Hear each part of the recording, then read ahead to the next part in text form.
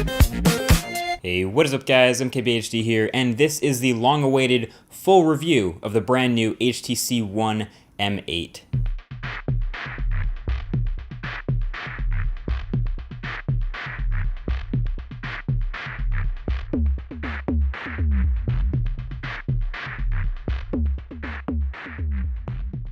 So really, when you're talking about the One M8 from HTC, last year's M7 was a killer in terms of design, and when you compare it to its feature flagship rival from Samsung, the Galaxy S5, they actually have basically identical internal specs, which means the design and the physical way it feels in the hand is more important than ever. And there literally couldn't be a bigger difference between the two. So I'll be comparing them in a separate video later, but if you watch any of the promo material for the M8, you'll notice it's all about that design and the build quality and the material choices.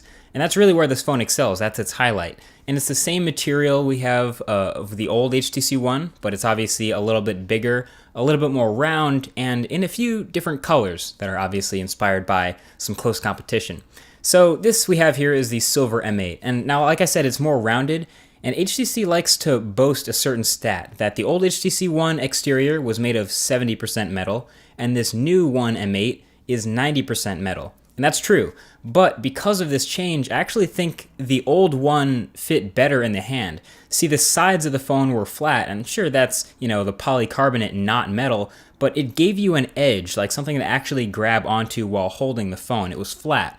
The new HTC One rounds this off with more metal. So yes, it is now 90% metal versus 70%, but now there's no edge to hold on to. It's just a slippery, smooth, anodized aluminum all the way around the phone.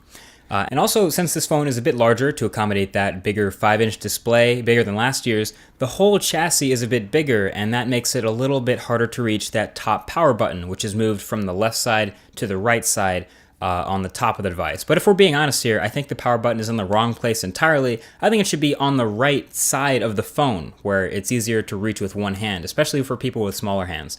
But at least it's a little bit better than last year. But one thing that's not in the wrong place, at least to me, is the headphone jack. It's on the bottom of the phone here, and that is where I like it. Also, the whole top of the phone is an IR blaster, so you can turn on and off your TV with an included app. And on top of all that, there is expandable storage in this sealed phone. So there's a tray on both the right and left side of this phone. The left side is where you'd put your SIM card, but the right side will fit and support a micro SD card up to 128 gigs. 128 gigabytes. That is ridiculous. And you know what? I'll drop a 128 gig micro SD card link in the description if you don't believe me. Very useful for storing movies or apps or music and stuff offline. Now, I am a tall person and I use big phones because I have big hands, but still, even such a tall phone, because of that back material being so slippery, it's a little bit weird to hold. And I definitely find myself using two hands to hold it a lot of times, but really, because of that power button placement, there's a lot of movement going on in the hand, and I really would have rather had it on the side of the phone. But overall, it's obvious that this is designed to be a premium feeling phone, and I think it definitely accomplishes that. A lot of people are going to hear the speakers and immediately think, wow, that's really nice. A lot of people are going to see the display and immediately think, wow, that's really nice.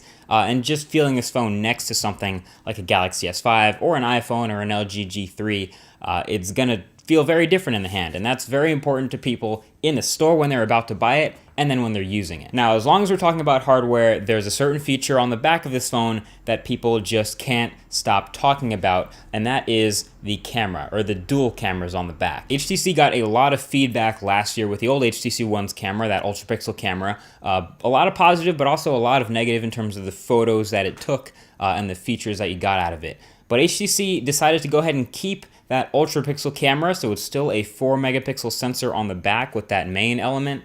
And then they went ahead and added some stuff in, subtracted some stuff out, obviously. So it's worth going in depth, taking a look at this camera. So in terms of specs here, we're looking at another 4 megapixel camera, dubbed the ultra pixel camera again this year. A two-tone LED flash similar to the iPhone 5S, and a secondary 2 megapixel depth sensor, to keep it simple. And this sensor is used for a couple of interesting software effects we'll talk about. The system is called Duo Camera. Now, notably missing that we saw in the M7 is optical image stabilization. So the camera software, the interface, which you can get to just by rotating the phone sideways and tapping that volume button, is quite nice. Simple, very clean, very intuitive, and ridiculously fast. Like, it's very, very, very fast focusing and fast taking shots. It's the closest thing I've experienced to instant shutter on any Android device. I love that. And there's some flexibility when taking regular shots with this manual mode, which lets you manually change ISO and exposure and actually save those settings as a custom camera if you want. So there's a lot you can do here. The software is a nice blend between simplicity and capability. Like, you can really control a lot if you know what you're doing, or you can just leave it alone and take nice shots in auto. And then there's the duo camera. So after you've taken a shot and you open it up in the gallery, you've picked your shot and you hit that edit button, you see a couple of effects along the bottom, and these are called the duo camera effects. And these will appear when your shot is compatible. So the most well-known one is called U-Focus, which lets you tap the part of the photo you want in focus, and it'll use software algorithms to blur the rest of the photo and try to reproduce a natural bokeh that you would get from a really nice camera or some nice glass. Now, to the untrained eye, this can look pretty nice, especially on the phone's smaller screen. But I know that they can keep working on it and making it better since they're updating it through the Play Store. But a lot of times you'll find the effect looks pretty artificial. And sometimes it just doesn't work at all. I mentioned the photo being compatible before. I found that you have to be very careful when you use this focus effect. Your photo needs to have a very obvious subject and a very obvious background. But you'll need to be far away enough that when you take your photo, everything is already in focus so that it can select what's in focus after the fact. So if you do this right, it'll make for the best U-Focus effect after the fact. But if you get too close where the background's naturally blurred already, you're never going to get it back by clicking on it, and it looks terrible. So you really have to take an obvious foreground and background photo to get this to work. Now, of course, there are some other effects. Foregrounder is pretty cool, lets you add effects to only the background to really isolate the subject. Or Dimension Plus, which uses that extra depth information from the second sensor to make this trippy 3D image that responds to the gyroscope of the phone. Again, really cool stuff that looks okay on the phone, but really not that great anywhere else.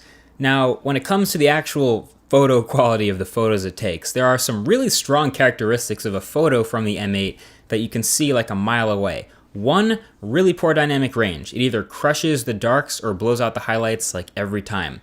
Two is a pretty nice but also pretty dull exposure, sometimes underexposed. It really doesn't like taking an image and making it too bright, but also tends to have undersaturated colors. And three is the resolution. Obviously, it's coming in at just 4 megapixels, which is, of course, not terrible, but it means that the front-facing selfie camera, fun fact, is actually a higher resolution, coming in at 5 megapixels for those super detailed Instagram selfies. So overall verdict with the camera on this guy is it's pretty good. It's okay. Again, those 4 megapixel photos, they'll look fine on your display on your phone, and they'll look fine sending it to the web as long as you're not viewing it blown up huge, as long as you're not printing it, if you're not looking at it on a 4K display, if you're not zooming in at all, it looks fine. And a lot of those effects, again, will look really cool because you can't see that it's only 4 megapixels. But if you're a photo enthusiast, if you really inspect pixel peep those photos a lot and you do a lot of editing and share them on more than just the web, you're going to want to check out some of the 8, 12, even 16 megapixel photos on cameras like the Galaxy S5 and Note 3 and others. So definitely not the best camera on the market, but it's certainly decent, mid-range, I would say. And I would have loved to have optical image stabilization back. Anyway, there's a bit to be said about the software besides the camera software. This is HTC Sense 6 on top of Android 4.4, and I think it's my favorite skin on top of Android right now. Now, don't get me wrong, I still love stock Android, and I would still take that any day of the week. And I have a lot to say about the Google Play edition of this phone, but this version of HTC software, Sense 6, is the least obtrusive yet. It really feels like an adjustment to Android rather than a layer on top of it. Performance is also excellent throughout. Obviously, since this thing is powered by top-notch hardware, top-notch graphics, opening and closing apps and flipping through your daily user interface, super quick. Everything is very, very responsive, and you'd probably expect that.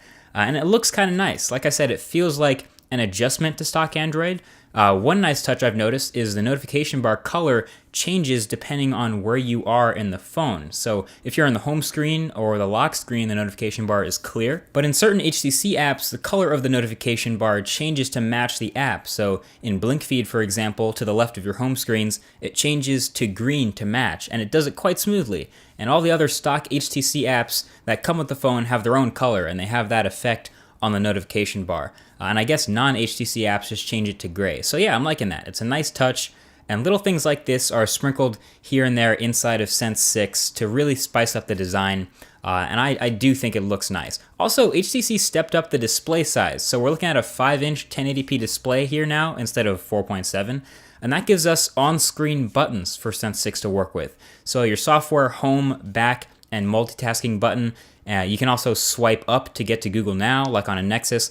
Unfortunately, they kept that chin bar on the phone with the HTC logo on it, but I've been told by a few that they needed to keep the device this tall to fit all the components, including those massive, beautiful boom sound speakers. In fact, let's talk about the speakers. Let's talk about them. They are awesome. They're the best. Why aren't they standard, actually, is my question. They make every single other phone, literally every other phone, sound like crap, honestly. You can't get much better of an audio experience in a phone than this. You get a much more immersive gaming experience.